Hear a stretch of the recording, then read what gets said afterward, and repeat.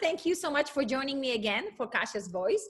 Today, I have my best friend with me, Christine. Thank you so much for being Oh my gosh, thank you. I'm so excited. I mean, we have all this conversation, face to face or on the phone, and now we can actually do it for the whole world to see it. That's it. Exactly. Totally. So I'm so excited, and I'm so excited to talk to you about this sensitive subject right now. Black and white, you and Noel. That's it. I think we're good at that though. I think that's what, because a lot of people have conversations behind the scenes. That's what I'm seeing with like my podcast. But I think you and I are actually really good at touching on the controversial stuff and really trying to see both sides. Exactly. And I think that's why I'm so excited, right? Because we had this conversation in a private setting, and now I feel like this is the time to share. And I think lots of time we don't have experience as what your experience might be being engaged to a Black man, right? Absolutely. You love, and I love so greatly, because for those of you who do not know, I am the priest that's going to marry these two people. So of course, right, I come from, and of course we're such a great friends, right? So my heart is with you. And now with this whole world being so, segregated, pulls different directions, right? All of a sudden we are becoming aware, and I've shared it with you privately, like, oh my God, how is your life? Are you aware that being a white person, being married to someone Black, and the same for Noel, being Black, married to someone of being white, there is a consequence, right? There is, because sometimes we think, oh, it's an idea, it's a concept. Well, you're going to have to face that reality every day of your life. Right. And we've been so fortunate, let's say, being in a dance industry who is a little bit more accepting, right? I feel like dance industry, or also art industry, just general. Yeah, all of that. We're much more inclusive. But the world outside, especially seeing it right now, oh my God, it's a tough place. It's rough. It's harsh. People are mean. Right. So yeah, I do want to add to that though, because it's something that, yes, we're seeing become more intense right now, but it's something that's always been on the forefront of conversation. This is not new, right? I mean, it goes all the way back to, slavery, segregation, Jim Crow laws, all of that stuff. Like the history, Black history is very, very intense. And I think right now, the white community is now finally being like, oh, wow, like this is happening. And it's like Black people are like, yeah, this has been happening. Welcome to the world, So I think that's the thing, is now I'm really glad to see so many different walks of life, people coming together and finally understanding that this is something that needs to be fixed. Addressed. Absolutely. Yeah. I mean, that too. Yeah. I was actually thinking of addressing this myself. You know how I occasionally do my little talk to the world from just me. And as a white female, I hate to say this, a lot of time we are ignorant, not because we don't care for other friends that come from other backgrounds, but because we are just, this is what we know, right? My reality as a white person being in a country, right, where we are so segregated, it's very different than, let's say, Noel's. Or my other friends that comes from Puerto Rico, that comes from China, Japan, right? We don't have that experience. We hear that. We have compassion. We have a brain understanding, but I call this, we don't get it because this is not our experience. It doesn't affect us directly. The privilege is real. The white privilege is very real. I think when we were talking on my podcast, and I'll have you link it to kind of continue the conversation to the Black Lives Matter, but I was talking with my friend Andre, who's Black, and I said, the only way that I feel like I can relate is the fact that as minority, for us, we're women. That is a minority. And so when he described it as like, if we were to walk at night or driving or going, I've told you about getting gas at night, right? Those types of things. As a woman, we're very aware. We are aware of our surroundings. We don't, linger. We have, things in hand, things like that. If someone were to attack us, we know that we're kind of the victim at risk. But then the line for me gets blurry, because if a cop pulled me over, being a woman, that wouldn't affect me that much. He would look at me and say, you're white, and I would get privilege. So Correct. that's where the line for me gets blurry. I can only understand so much. Yes, you can only relate so far. Totally. You know what? I've actually had experience, and I've never really shared this with too many people. When we went to Jamaica with Donald to do a show, and we were privileged to be taken to very non-touristy areas. Sure. Right? So it was fabulous. But at the same time, I remember being in the like a street market, and we were the only white people.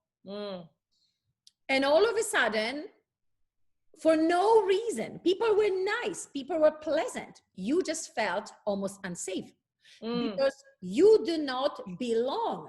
Everybody was completely different. And they were looking at us, not being mean, right? We were like a novelty, like, what are you doing here? Right? Yeah, like, who are you? And then all of a sudden it hit me.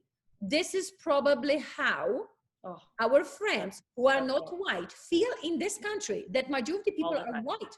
And we always tell them, oh, not to worry, it's not a big deal. It is a big deal. Even if we're nice and pleasant to them, there is right away sense of not belonging. There is a right away awareness, I am different, right? Should I behave this way? Should I not? Are they judging me? Are they afraid of me? Should I be afraid of them? All of a sudden, I call them, you know, the stupid thoughts end up being so quickly in a front, and you go, wow, should I protect myself, right? Should I be okay? How should I? All of a sudden, you do not know how to act, what to say. Oh, this was probably the closest I could imagine how a lot of our friends have to feel around us.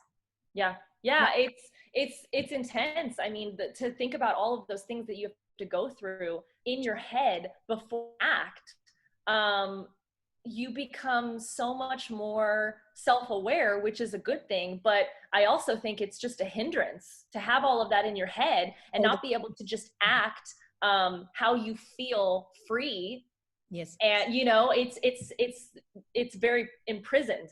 Correct. It has to be, right? Totally. And that it has to be, right? And no matter, I mean, and that's the thing, no matter what we say, if the actions don't match the words, it doesn't really matter, right? Because it's exactly, because that's what people are saying now, is they're saying, you know, your black square on Instagram is not going to save my life. You know, like, that's great that you hashtag it and you're there and we feel your love, but you need to donate, you need to vote. You need to vote for the right people in office to make law changes. You know, we need to see actual things happening. We need to have people held accountable for their actions. That's huge. That's it. Exactly. That's huge. You know, I mean, the good part about all of this, I mean, I think there's actually more good than bad. And I think that's what people have to see, is that I am loving where the world is going right now. I think that the generations, actually millennials are laughing because we're proud of Gen Z, which is the generation below me at 25 and under, because they're having these hard conversations with their parents and saying, you're racist. Like, they're holding people accountable and they're doing it. And they're the ones that are really pushing these protests, and the millennials are backing 100%. And so it's amazing to see people actually coming out and discussing and making the metaphors so easy. Like, one of my favorites I just saw the other day was, I think it was Denzel Washington. Don't quote me on that though, but I think it was. He said, he made it so simple. He wrote a sentence that said, a black man was arrested by a white cop. And he said, that's racism. He said, the minute you identify someone by a race, the sentence should have said, a man was arrested by a cop. That's it. He crossed out black and white, because why are you identifying someone by a color? Exactly. Why should it matter? Why should it matter? You know what I'm saying? Now, if it's relevant to a specific thing, here we're talking about something negative of being arrested, but what if you said an Asian man walked down the street and talked to an Italian woman? Why do we need to identify them by Asian and Italian? Why can't it just be a man walk down the street and talk to a woman? Exactly. And that's how people don't understand. They think the word racism has such a negative connotation. It's like, no, the word racism is just describing when you describe someone by the color of their skin or by their ethnicity. Right. And that's, once we start to take that out of our, you know, learning, which again goes back to learning in school, that's when we can start to identify taking racism out of our culture. Absolutely. Because when you think about it, it really should not matter. No, unless it's relevant to a specific thing. Like, oh, I loved her accent, she was Italian. Okay, great. That's awesome. That's a detail about her, but that doesn't mean that that identifies her and automatically every stereotype about Italians comes up about her, you know? We have touched this stereotype. The minute it say, totally. Polish, the minute I say Polish, that means you're this and this and this and this, or you're French, that means this and this. And right away, you have a formula. You fall into the box and we look at you through the prism of that box. And then you're white, or you are female, or you are male, or you're gay, or you're straight. All of a sudden, we put all these little boxes. And I had a conversation the other day with a friend of mine that lots of time, by trying to identify, right, ourselves in that, right? I'm a female, I'm a white, I'm a single, I'm married, I am a mom. We're putting box upon the box upon the box. And then the society tells us how we should behave. So if I'm mom, this is my behavior. If I'm an accountant, this is my behavior. If I'm an artist. And then you know it, we get stuck, right? And we create our segregation by trying to be more specific on who we are versus I'm just a human being. Right, because doctors shouldn't also be singers. Right. And so you're right. I've talked about this on another podcast too. Like, why do we have a standard of what now all of a sudden, and we talk about this all the time. My friend, he hates the question when the first thing people ask you is, oh, what do you do? Oh, no. Right? And he hates that. He's like, you shouldn't be identified by what you do. Like, you are a person first. He said the question should be, what do you desire? Or what is it that you want out of life? Or what do you stand for? Yes. What do you stand for? These are conversations and questions we should be asking. But the easy way to jump into a conversation with a new person that you meet at a networking event or at a party or something, oh, what do you do? So then all of a sudden in your head, you're able to place that person. Oh, I'm a lawyer. Oh, okay, right? That already has a negative connotation. You go here, right? Or I'm a human rights activist, right? Or I work in tech, or oh, wow, that's so interesting. You know, like all of a sudden your reaction is based on the status and the stereotypes of whatever it is they're going to say. And that is so, like, that's so limiting, not only to our thinking, but also to the conversation that happens after that.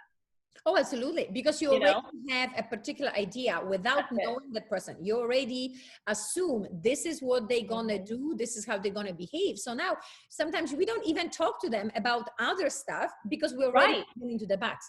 We wouldn't even ask them. Like if they said, I'm a doctor, and then all of a sudden you started the conversation different and said, what do you desire? And they said something like, oh, you know, I would really love to go on a mission trip to India and teach English and like, that's a whole nother conversation of how you are as a human and how you relate to humanity that could relate to them in a different way. And all of a sudden you were busy talking about them being a doctor and the stereotypes of what it means to be a doctor. You know, oh, how is this going with the pandemic? Like that's where that conversation would go right now, you know? Absolutely. And it's like, those are not conversations that make a difference in the world. And those are not conversations that connect us. That's a conversation that everybody can have. Exactly. Those are like description, right? Almost like describing me the house. Oh, it has the windows and it has the walls and it has the floor. You know, that's the thing. Instead of the feeling. But no one would know what your house looks like with all the color and the craziness. Right. You would be missing me completely if I just described it right. Yes. Yeah. Yes. Absolutely. But you know what? I had a conversation with a friend of mine of how right now we're bringing the awareness to the racism, right? We're bringing awareness of segregation, how segregated we are, or how even right now, how we are putting each other in a box. But I feel the only way to get out of this is to actually start talking about what's the solution. What's the common thing? What's kind of, remember, I think it was Mother Teresa that said, I am for peace. I'm not necessarily against the war. Because when you talk about the war, you bring so much awareness to the war. So now we're fighting. We are fighting for peace. You cannot be fighting for peace. You have to be peaceful. Right, it doesn't make sense. Peace, right? And I get it. We have to be loud. I get it that we have to make the statement big enough. Sometimes we have to be disruptive for the world to see there is a problem. I totally get that. Because most people, like we said before, are not being affected by this. And so, or we're not being affected by this particular issue. And so in order, like the protests and all these things now, other people that would not be affected normally, their daily lives are being affected. So it's like, oh, wow, maybe we should listen. Like you said, maybe we need to understand that this is a problem that affects humanity.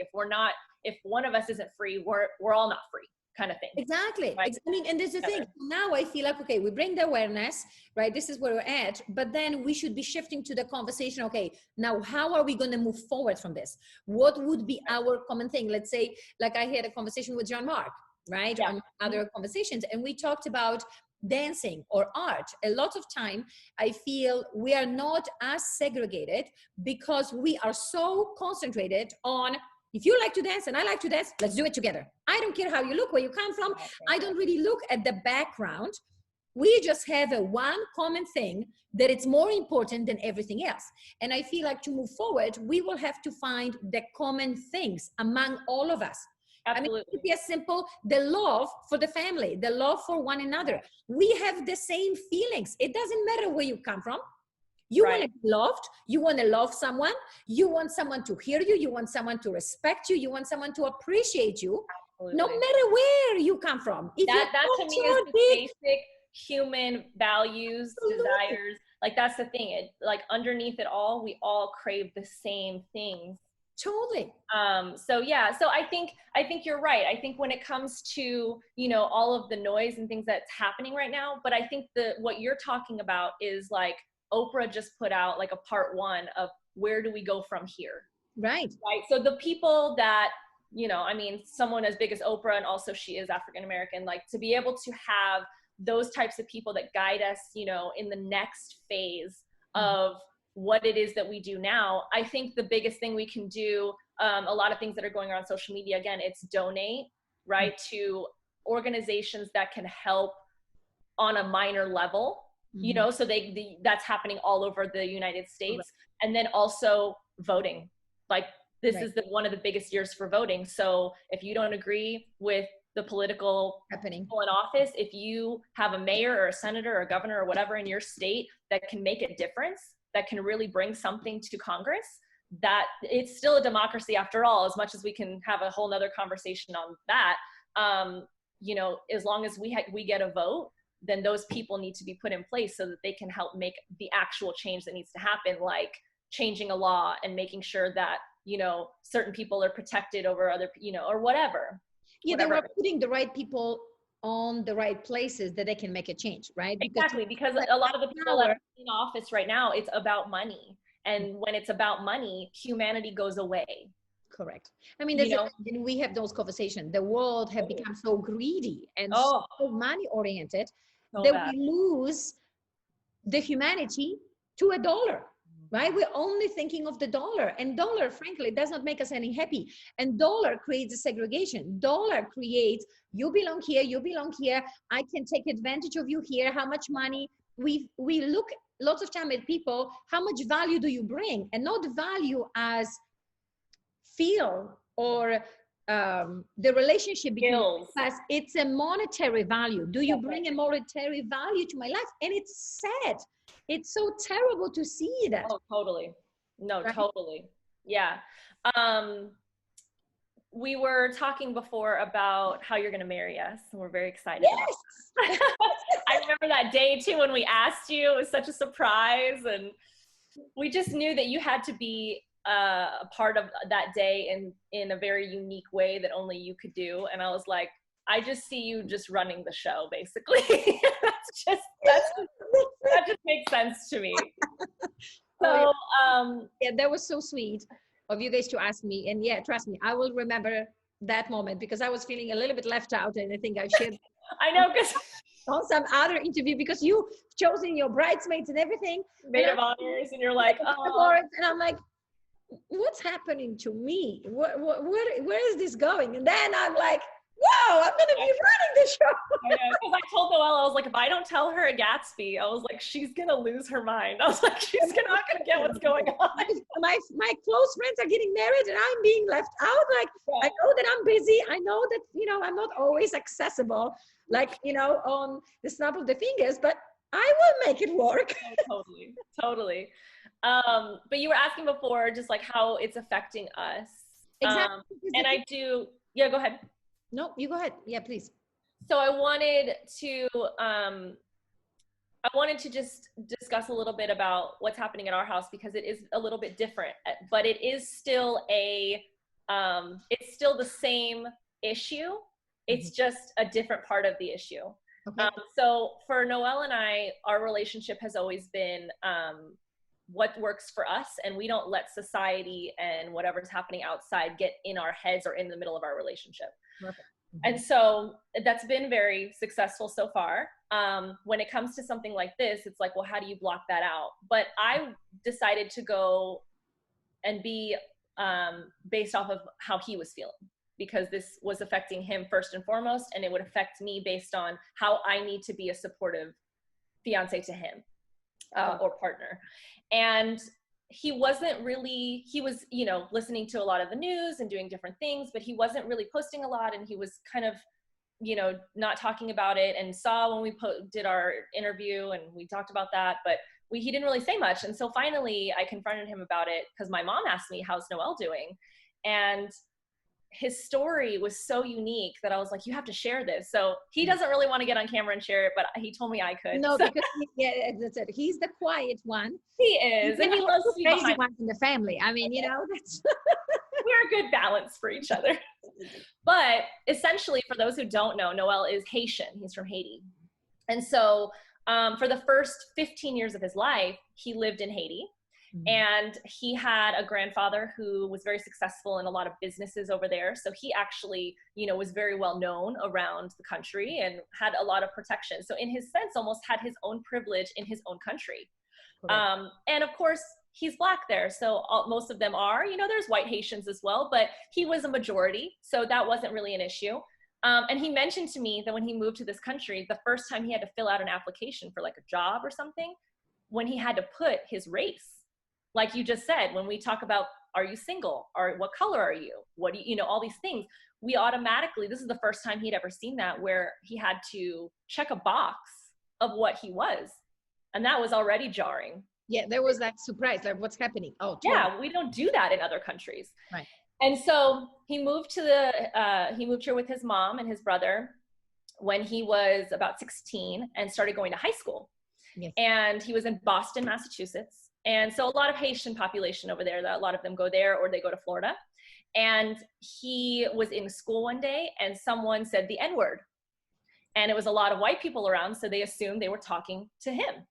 And he obviously, to him, he didn't know what that meant. So he's just whatever. And then someone said, well, aren't you going to say something? And he said, well, why would I say something? They said, because they just offended you, essentially. And he said, well, I'm not African-American. I'm not Black. I'm Haitian. And he said, and they said, well, no, in this country, you're Black. Right. And like, when he said that, I was like, oh my God, that's such a statement, you know, like he identifies with his culture. Correct. He was never looking at. And with the color.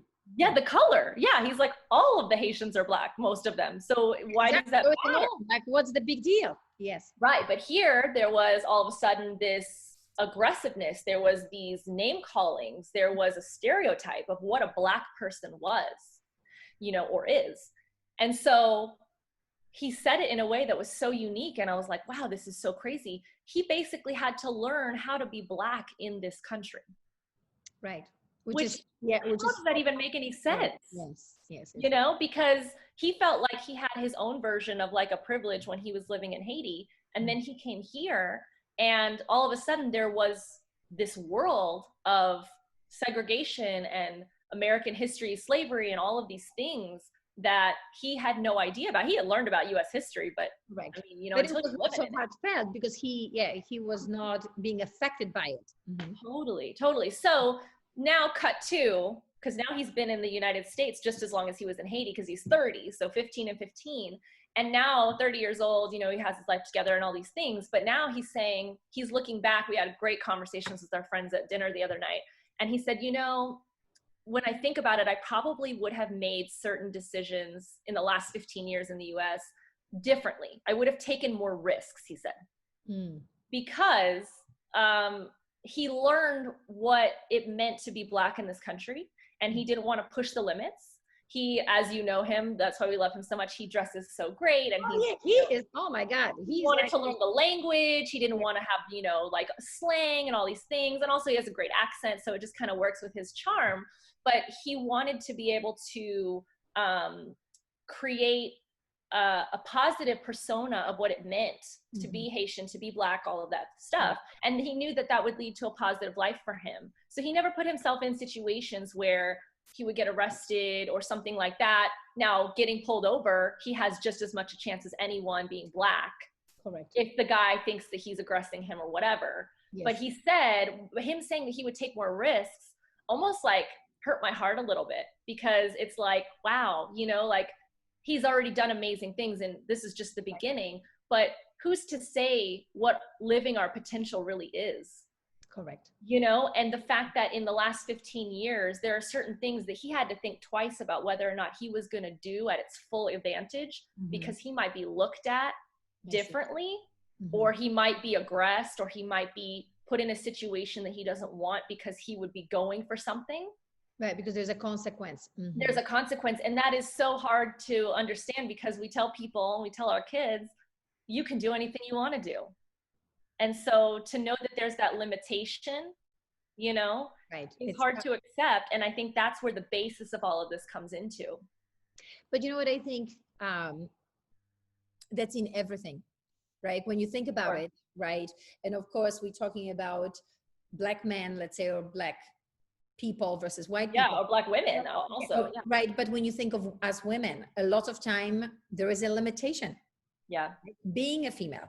When you come from the country, right? He had to learn how to be Black. When you come from the country, you're Polish. The minute you see you're Polish, oh, there are the Polish stupid jokes. There's this, right? So now all of a sudden, in Poland, we don't have that, right? You go, you're normal because you only have Polish people. Right. So I feel anytime when you come to a country like America, when you have so many diverse nationalities, so many diversity, all of a sudden we all gonna face a little bit of how are we gonna blend in, right? The choices that he was making. He wanna have the best impression of himself, right? So he could navigate his life to wherever he wanted to go.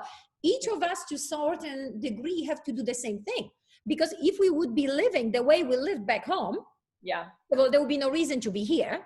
Right. And secondly, we are not just surrendered with our people, right? All of a sudden, I mean, my brother is married to a Turkish lady, right? We come from completely different upbringing. Yes, on the other continent, but right, the culture, our Christmases or New Year's Eve, what we eat, how we look at the world, it's completely different. And now he could live his Polish way, she could live his Turkish way. They will never get together. Right? They just had a baby. There has to be a compromise. Absolutely. They have to compromise.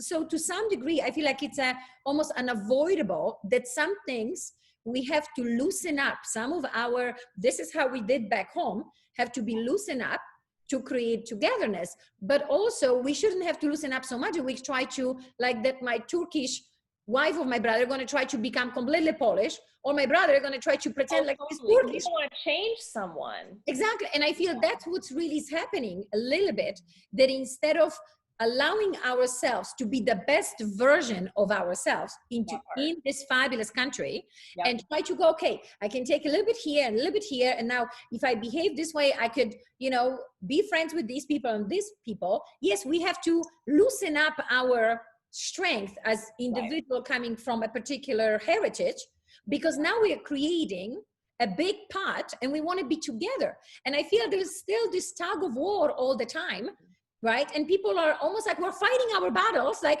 there is a little community here, a little community here, like different countries in this country. And we're trying to force one another that my country is better than yours. And you should behave. I don't want you to be French. I want you to speak Polish all of a sudden. Yeah. Right? And you can't do that. Like there has to be. That's not why we all came here. We're not trying, again, it's the difference between having an argument and having a discussion. An argument assumes that one person is right. Correct. Trying to convince each other that to think a certain way. But a discussion is you both come in, you're Polish, I'm French, and we discuss our cultures and we discuss the differences and we appreciate each other's differences, because I'm not like you and I don't want to be like you. You're a one of a kind, I'm a one of a kind. Exactly. You know, we want to share that, and that's why we're here, is because we came here to make a better life. We came here to have more opportunities. And if we want to go back to our countries, we can. We were laughing last night because Noelle, my dad, and I were talking about how this is the one country that you can come from your country, you can build something here, whether it be a service or a product, and you can sell it back to your country. You can't do that in your own country. You have to come here to do that, and then you can become this like entrepreneur. Yes. But I do want to mention something you were talking about, because in our dance community, especially a lot of dancers are probably going to be watching this. There's some things, I don't know if you've seen them going around, where a lot of people are saying, I want to speak up on my thoughts on this whole matter. Oh yeah, totally. And they're talking a little bit about what you're saying, where they come to this country, they don't know the language, they don't have the opportunities, they feel discriminated against, all of these things. So there is a level of, yes, I feel for that, you know, because I was born in France, but I moved here when I was 2. So I basically grew up in this country. My dad moved here when he was 30, you know, so he didn't know the language. He started working in a barbecue restaurant, trying to, you know, make his way. But look at what he did. He won titles. He became the top in certain worlds. I mean, he did so many things. So what I want those people to understand is, I hear you and I feel you, but it's also not something that you can relate to what is happening with the Black Lives Matter movement, because it is 2 separate things. Because at the end of the day, I mean, look at you. You came from this country. You told me the first time you didn't speak the language at all. You were just trying to just get through from one comp to the next and making it. And look at what you did with your life and the titles you've won. And if you were Black, would that have been different?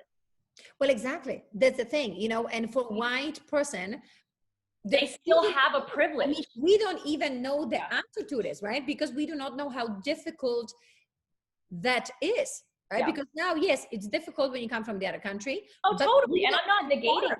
Yeah, we don't have the color, right? All of a sudden, we don't have that extra level of difficulty, like, based on how you look. That's it. And knowing with the education system, with the, you know, the police, all of these things. And I'm not the person that says that all police are bad. I'm not that person, but just with all the systems in place that are very corrupt in this country, that is targeting more the African-American community. It doesn't matter if you're coming here, because I've seen so many of our people in the dance community come from so many walks of life in Russia and all these places that thrive here. Correct. They find their people, they find their studios that take them under their wing, and they're able to be cultivated and grow, but they don't have that fear in the back of their head. If I get pulled over or if something happens to me, I may not survive that. That's never there. Exactly. And that's a level of survival mode that I think, no matter how discriminated you felt against when you first moved to the country, you did learn the language and you found your way, and you don't have that fear of survival that you would if you were Black. I mean, that's the thing. Those are very hard conversations to have. They are. Among our white friends, because we understand here, but we've never experienced that. Oh, the emotional intelligence of that is so deep. Yeah, and it's so beyond understanding, right? Yeah. And sometimes I feel, you know, and you know me for all these years, I don't believe that screaming at one another actually produces any results, because we need to listen. Absolutely. Right? But we also need to be, yes, and I'm not saying that we shouldn't have the people getting our attention. Absolutely. Because I think we've been ignorant for too long, right? Not to be present to this. But once everything settles down, then there need to be intelligent conversation from the heart. This is how we feel. Remember, we had this conversation. I mean, that's about me talking to my mom, you talking to your fiance, me talking to you guys from the place of heart. When you say that to me, this is how I feel. I feel small. I feel misunderstood. I feel aggravated. That's why I'm screaming. I'm not screaming because I'm a mean person and because I want to hurt you. I'm screaming because I have pain, because I feel helpless. Right. What's the root of the feeling? And how do we fix that root in order for you to feel seen? And that's what all of my Black friends are saying. They're saying, I just want to be seen. Just see me, please. Like, identify my humanity. Absolutely. Yes, because that's what I feel, that we're just throwing stuff at each other. And then, of course, when we are screaming, I want you to do this and I want you to do this versus what you would like on your own. We talk about the relationship instead of demanding something from someone. Oh, it's totally like that. What's important to me? I feel this way, and this would work for me, and this is what I would like to get or give, versus you have to change for me to feel good. Because the minute you say I have to change, I say, well, I don't want to change. Like, it's immediate no. Right. Because why do I have to change? Why can't you? Why do I have to change? Why don't you change? Right. Right. So it's a push and pull. But if I come from a little bit more place, you know what? This is how I feel. Mm-hmm. And I address this from my heart to yours, the chances are we could actually communicate so much more. But white people should be the same way, right? White people should actually open their hearts and understand and go from, if you put yourself in someone else's shoes, wouldn't you feel the same way? Wouldn't you feel the pain? If someone is screaming at you, right? Instead of going, you shouldn't be screaming, maybe you should be brave enough and ask them, okay, what's happening? Why are you that way? Because no one at core is that mean. Yes, there are maybe some few mean people as a, exception to the rule. And that's the thing, bad apples. And this is where it comes back to the police officers. Those 4 police officers, they can't give all police officers a bad rap. Absolutely. Like, I don't believe, just because I am on the side of Black Lives Matter doesn't mean I'm not on the side of the police officers. Those two dualities can exist. And I can be for, there's a great meme going around with all the Venn diagram circles, and I'm in the middle, and I don't believe, it tells all the things that people think are contradicting, but it's like, no, I'm here and I believe in all of these things, and I can support all of the things that are happening right now. Right. Well, there's just like you said, just because there is a 1 or 2 bad police doesn't mean that all police is bad. No. Right? I mean, and they're standing up. That's it. Every country has bad people. Oh, right? Totally. And it doesn't mean that, the whole country is bad. No, you just find the bad people. Every country has good people and bad people. And we can't we're so quick to judge. Well, one person acted, everybody in the same box. Everyone's in that category. Back to the box. It's a bad box. It. Exactly. Because it goes back to, and that's being said also for those who are defending the police right now and not feeling that way about, the Black lives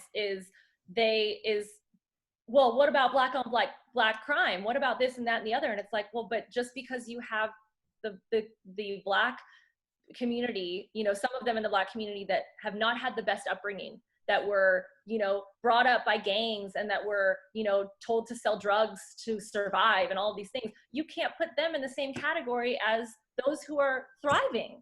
Correct. Who are trying to be seen, who are trying to level up in their careers, and they're not getting the raises and they're not getting the promotions because they checked a box that said African American. Well, exactly. And that's a perfect limitation of, it's not based on are you good or bad. It's based on, oh, you're Black, you misbehave, so therefore all the Black people are bad.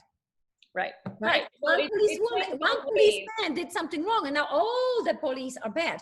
I'm like, no. I mean, usually I actually, when I was in New York, I remember when I was living in New York, 10 years ago, probably, maybe even longer. I remember being on Times Square, I think somewhere. And my dad used to live in New York when New York was a terrible place. Like, it was not very safe, right? Okay. So it was midnight. I was walking, and my dad said, oh my God, are you crazy? You're on the streets? I'm like, yes. He said, don't you feel unsafe? I'm like, no, there's a lot of police around. I feel safe, right? And my friend goes, well, it's all how you look at it, right? I felt safe because they were there. But my friends go, well, that's a sign of being unsafe, because if it would be safe, they wouldn't be here. I'm like, wow, I never thought of that way, right? Because again, it's our perspective. Oh, right? totally. They will protect me, not from Black people, just from anyone. From anybody that would attack me. Right? Something happening to me. I felt really good having them around, because I felt they are there to support me. They're there to make sure that there is a peace, that everybody's protected. But now, someone else might feel completely different. Absolutely. That's a very good metaphor. One of my friends posted something about, he posted a picture of just basically, it looks like you're in the car and there's a cop car in front of you and you're on the highway, right? Probably driving Vegas, LA. And normally you and I would be like, oh, well, we see the cop, we don't want to get pulled over, but we can pass him if we're going the speed limit, right? Totally. I mean, we're on the highway for another 150 miles, right? And my friend, being Black, said, this is the image that always scares me, because I will sit here and not pass this cop, because if I pass him, even if I'm going the speed limit, if he sees out of the window that I'm Black, he could pull me over, and that could be the end of my days.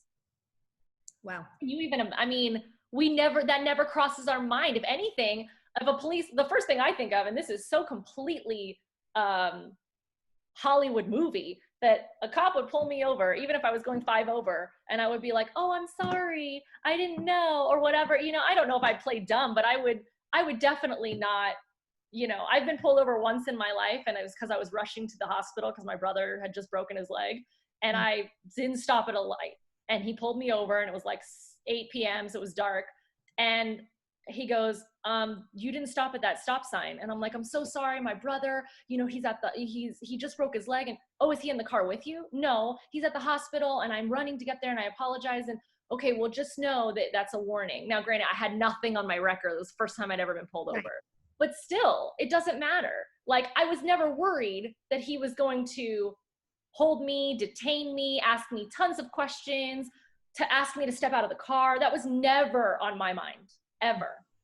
And we can never understand what that feels like. Tell me. You know?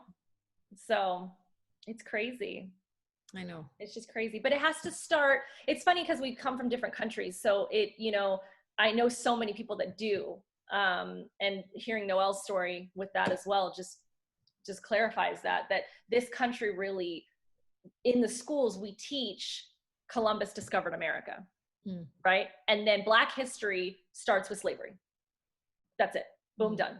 Right. So how can you expect kids who, you know, you see all those things on Facebook, you show them a picture of a Black kid and a white kid hugging, and they just see 2 kids hugging. They don't see, you notice anything different? No. The grass behind them is taller. They can come up with every other thing besides this one's Black. Not the color. Right. So we know that that's taught. And if our school system starts with Columbus discovered America, when Black people were here way before Columbus was born, how does that, you know, and you already start with Black people in slavery and then Jim Crow and all of those things, then how can people look at Blacks as equal if you're starting their history with they're already not equal? Totally. You know, and it was a white woman that went on, you know, I'm not going to even credit myself for that because that was, she was on Red Table Talk with Jada Pinkett, Jane, I can't remember her last name, but she talks about that. She said, we are trained from the beginning. Think this way from the very beginning. And then they go home and tell their parents, and their parents learn the same thing, and they're trying to do their history work with them. And so they're going to say, well, this is what the book says, so this is what it is. And then even if you're not racist, right? Correct. You're going to spit back what you were taught. You have that on the back of your head. You totally have that. Yes. Absolutely. So you automatically reprogram your brain a little bit, or program it in the first place to think Blacks were slaves. And it's like, no, they were living a whole, like, or the biggest thing right now is Native Americans, right? Because what is it? And I thought about you when I saw this, because you got me into the show Outlander. Yes. And we were talking about that show, and we were watching it, and they called the Native Americans, right? They call them savages. Oh my God, I know. I mean, and that's back in that time, because it takes place at what time? 17 something, 65, 67. Yes. Right. So you have, because Jamie and all of them, they come from Europe, correct? They're the ones they come from Scotland. They come from Scotland. So they're coming over to, you know. Yeah, they're calling people who've been in America like they don't exist. Like they're the bad ones. No, we are the bad ones intruding in their space. We're taking over their land. Exactly. Yeah. We're taking over their land, not the other way around it. And we calling them names, and we're trying to eliminate them. I mean, how crazy is that? It's pretty messed up. Right? It's pretty messed up. Yeah. It's just a history of the world altogether, that the humankind wants to conquer, and that one country wants to conquer another country, right? So, I mean, you see this through the beginning of the world. You see 2 people, and all of a sudden, this is my tree, this is my tree. Let me take your tree away, so I have 2 and you have none, right? I mean, exactly. Like, we both have a tree, and because I have firearms and you just have arrows, I'm more powerful. Take it away, right? Right. It's a my tree is bigger than your tree kind of argument. At some point we have to let it go, because there's enough for everyone. And if we respect each other's cultures and things like that, because I think, I mean, that's the thing too. Like when we talk about Indians and Thanksgiving and all these things, like a lot of these things are very, they're very hallmarked up, and I don't want to give Hallmark a bad name, but you know what I mean? It's very customizable to what is marketable to talk about. And again, that comes into the corporation of America and talking about money, but it can run so deep. And it's like, when you really think about it, it's pretty messed up how, you know, I mean, even Jane on this podcast, she said, I'm not a white person, I'm a faded Black person. She said, my people just moved further away from the equator, so we didn't get as dark, you know? And when you think about it in that perspective, it's like, we do all come from the same place, from the same, you know, initial, and I'm not going to go into all that creation and stuff because that's a whole nother religious side, but you have to think of it in a basic form and not what we learn now. Because if you start to, this is what I'm seeing people giving you the arguments of what they've been taught either in school or a post they saw on Facebook or an article from the media, which again is so, you know, corrupt, and all of these things. And it's like, but give me the argument from the start. Right. Like, let's start from where it actually began, not what you Where do we all come from? Absolutely. Right. You're giving me an argument that you learned that now you feel is feasible to use, but it's not the real argument. That's not the issue. The issue stems from here, and you're starting significantly farther away. Right. So yeah, and for me, when I look at it that way, I think, wow, it's just so simple. Why do people have to complicate it so much with, well, but there's this, and you have to put this into the equation. You have to put it's not that. It's a lot easier than we think about it, because we're all human. We come from one race, the human race. That's it. And I think sometimes we forget that. Yeah. Right. We forget that because we want to conquer it. We want to show we are better. Our word is going to be the last word. We are against you. There's this reshuffling all the time.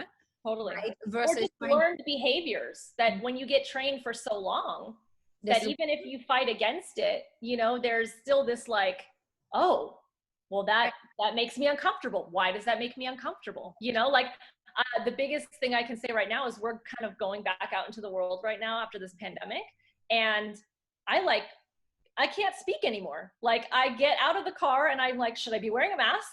Like, should I be shaking your hand? Like, I'm so sorry. Like, all of a sudden I'm like on eggshells and I don't know what to say, you know? And it's weird. And it's like, to think that people act like that all the time because they don't know what the right thing is to say, you know, like that's just, it's so hard to move through life that way. I feel like I'm in a robot body, you know?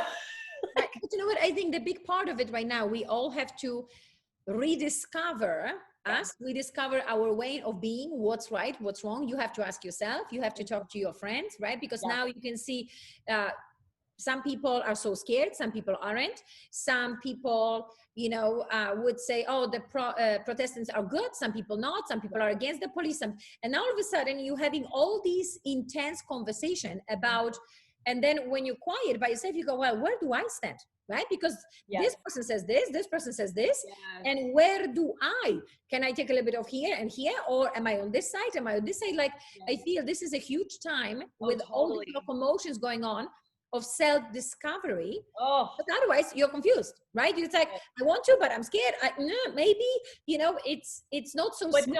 But not to formulate your opinions on somebody else's thoughts. Oh, totally. And that's what I think so many people do, is that it's so much easier to say, well, this person thinks that way, and I kind of agree with that, so I'm just going to regurgitate that to the next person I meet.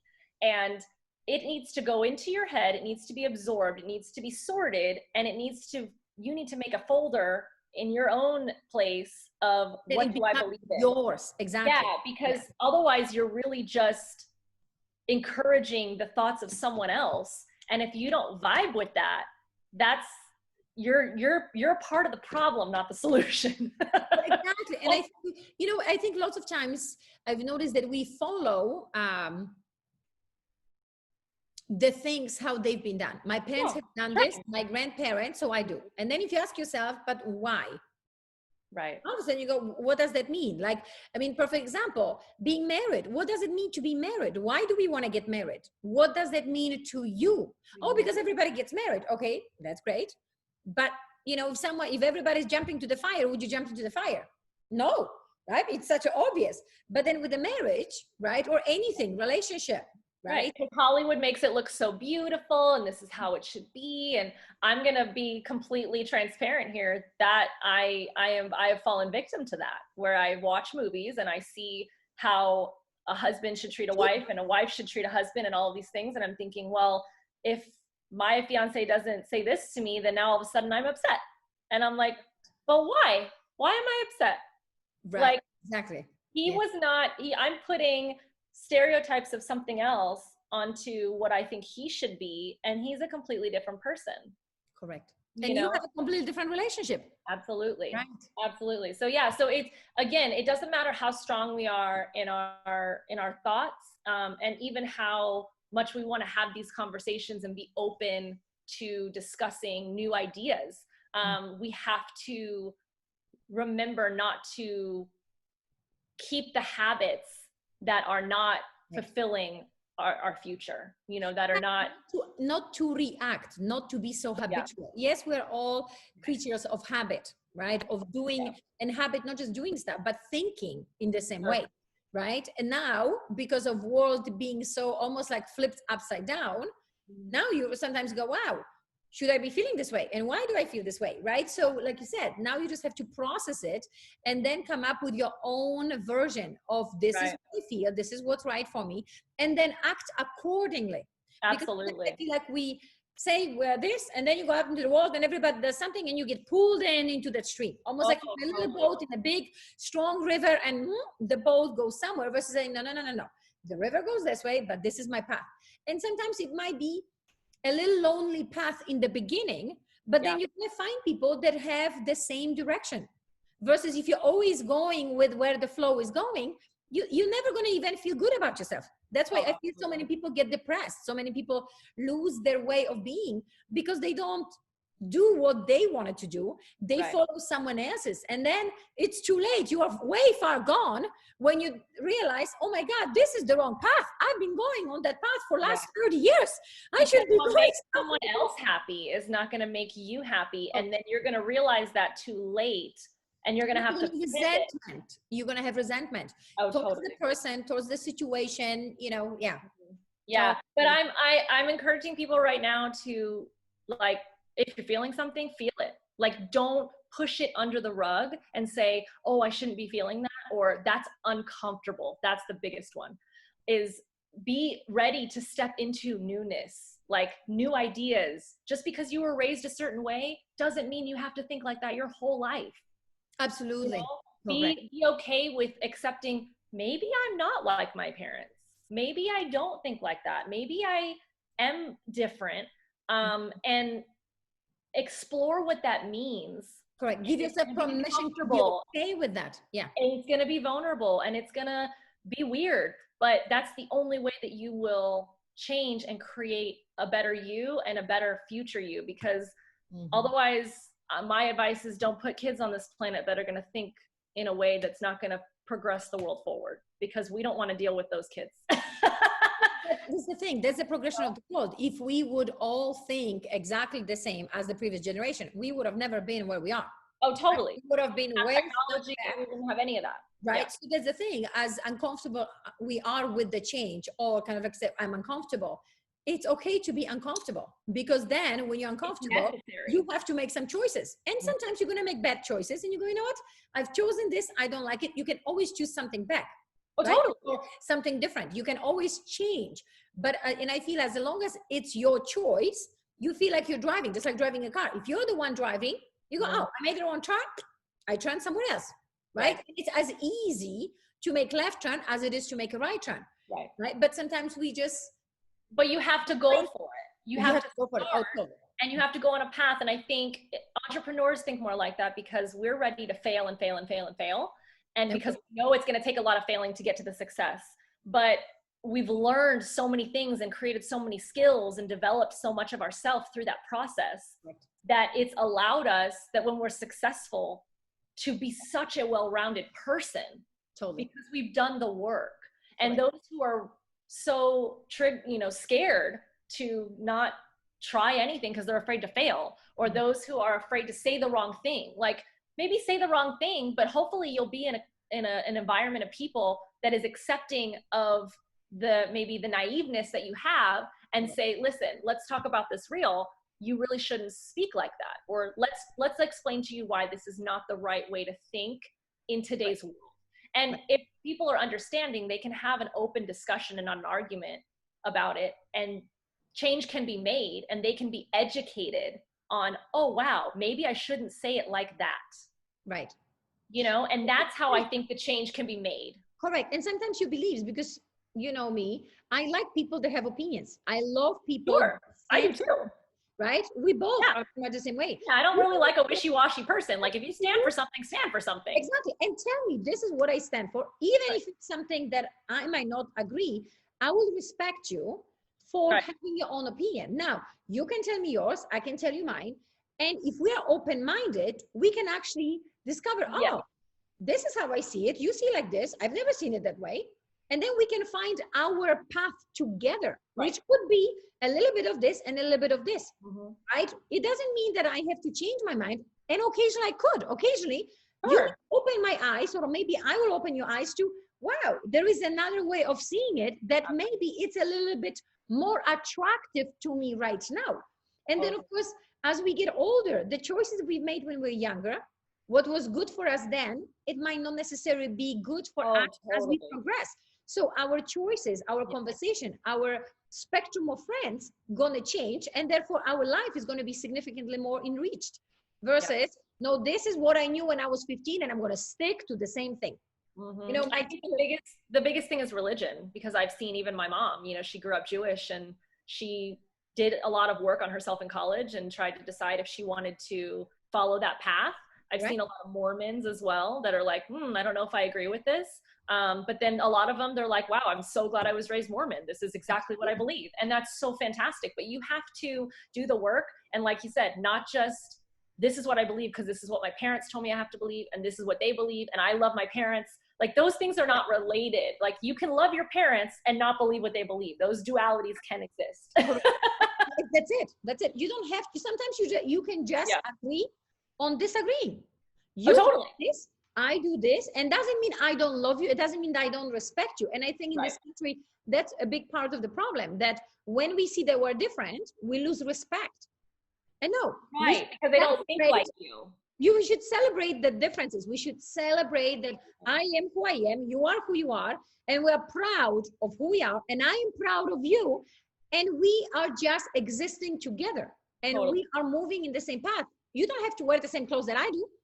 No. I don't want to have it would be terrible if we were all the same. I mean, that's the thing, is that I like people who stand for what they stand for, but then you have to take the ego out of it in part 2. The ego has to come out of it, and you have to understand that if you want to have a healthy discussion about what you think and what I think, then a beautiful thing can happen. You know, I'll close with this, that I was on a plane with a woman who, I was coming from a very obvious Republican red state, and I do tend to lean a little bit more liberal.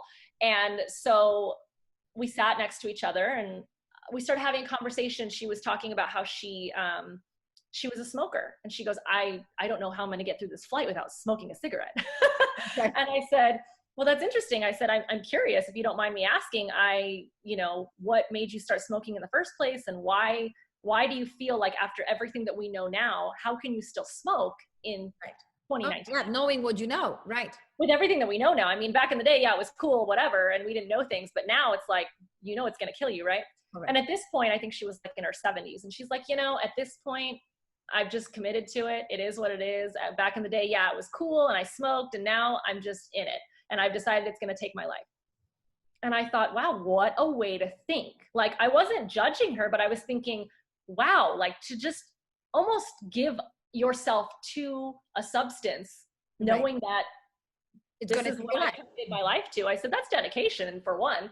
And then we got into a little bit of politics, with presidential things and all of that. And long story short, at the end of the conversation, she goes, wow, I never saw us having a conversation like this. She goes, I hate talking about politics and about my beliefs, because I'm always afraid that someone's going to judge me, or they're going to try to convince me to be there. I said, absolutely. That's kind of an argument in a sense. It's not a discussion, because she does lean a lot more towards things that I didn't quite agree with. But I was like, tell me about that. Like, why do you think that this is good or what, that this person is doing a good job or whatever. And it was such a healthy, calm, respectful conversation. And she felt so enlightened afterwards, like, wow, I can, because I told her my thoughts too. I said, you know, this is what I think, and I don't quite agree with where that is because I've seen other things. And there was no judgment, argument, anything. And we smiled. And at the time we gave each other a hug because we were doing that. And it was like, it was so nice to meet you. Thank you for making my flight great. And I got her mind off of not wanting a cigarette too, which was helpful. So it was a win-win all around. And I felt fulfilled by the conversation because it was so interesting to hear someone else's opinion that was so the opposite of mine. Well, because I think that's what's so stimulating, because if everybody always agrees, it becomes a little bit boring. So when you meet people, right, that have a different opinion, it's nice to see different points of view, because sometimes, again, we look at the world through the history or the past that we had, right? We can understand, we can hear people talking, right? But we never have that point of reference. So when we talk to people that, oh, I look at the same situation from this point of view, I look from this, you go, wow, now the view have broadened, right? Now we have a well-rounded view, right? Versus my little sliver of it. So yes, that's where it needs to start. We need to be at least open to these conversations without assuming that the person is wrong. Right. And I felt like she was being heard. Like, I felt like it didn't matter what she believed in, what I believed in, and, you know, whether I didn't agree with smoking and she did, or what. We grew up in two different generations. I felt like what I could do for her in that moment was help her to feel seen and to be accepted for who she was, because I felt sad when she said that she didn't want to talk about her opinions to anybody because she felt like she was going to be judged. And I said, honestly, I'm not here to judge you. I just want to talk to you. Yeah. You know, and that, I think, is the human level that we're all missing, is we're already so quick to defend and say, this is what you should believe. And it's like, but you're missing the whole point. You need to connect with someone first. And if they don't believe what you believe, that's okay. Just help them to feel like they're not a bad person for what they believe. Correct. You know, unless they are doing something bad. That's a whole different story. I'm not saying accept the crazy people, but you know what I mean? Yeah, yes. Like, there's a balance of just people, just at the end of the day, everyone just wants to feel loved and accepted. Oh, exactly. That's the thing. That's the base of line. Yeah, that's exactly. And kind of like you just give an example of this lady. She was afraid that she's going to be pushed. She was scared at first. And I was like, I promise I won't judge you. She was terrified. So scared of being judged. Yeah. Right? It's crazy because this is what we experience, that everybody's judging and everybody's so pushy. The people don't even hear you and they right away say you're wrong. Right? That you're right. And it's like, who are you to say I'm wrong? It's an opinion. Exactly. Who are you to say you're wrong? Exactly. Yeah. Who are you to say that you are right and I'm wrong? Right? You're not in my shoes. Yeah. Right. But then we have society's standard where it's like, the closest you are to that, the closer you are to being right, because that's what society says. And it's like, we got to take all those thoughts and we got to put them out, because right is not necessarily what we've been taught is right. Right. And right is all objective. What is right for you might not be right for me. 100%. And what's right for this particular moment might not be right half an hour from now. Oh, absolutely. Right? I mean, that's the thing. Like, you have to keep on assessing it all the time. Absolutely. Yeah. It evolves with life, and you know, what you're doing in your life now is not what you thought you'd be doing 20 years ago. Or what I was doing, you know, before the pandemic. True story. Well, I'm so glad we had this conversation. I'm so glad you guys are doing well. I love conversations like this. We could go on for hours. I know. I'm so glad we can share. This has been so great. I'm so looking forward to your wedding. To be a part of the wedding. I know this is going to be awesome. Yes. Thank you for being so amazing and being such an important part of my life, that putting you in that position just made sense. Thank you. You know, like Noelle and I talked about it, and we were just like, yeah.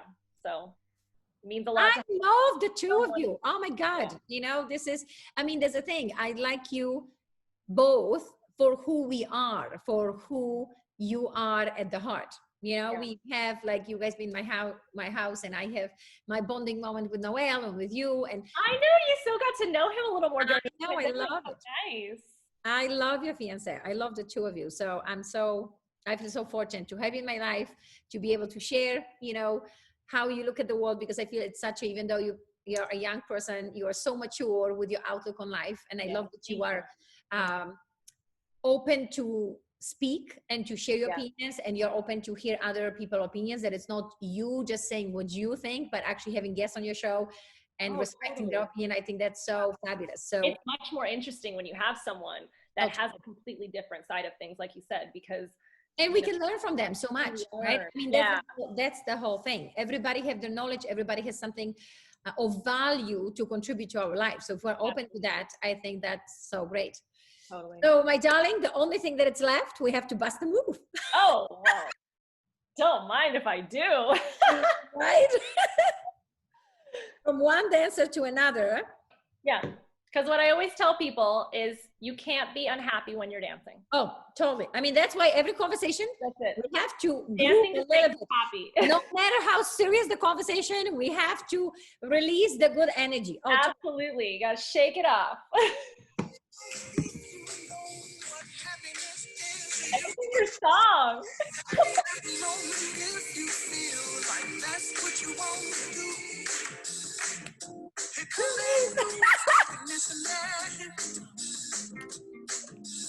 Thank you, my Christine.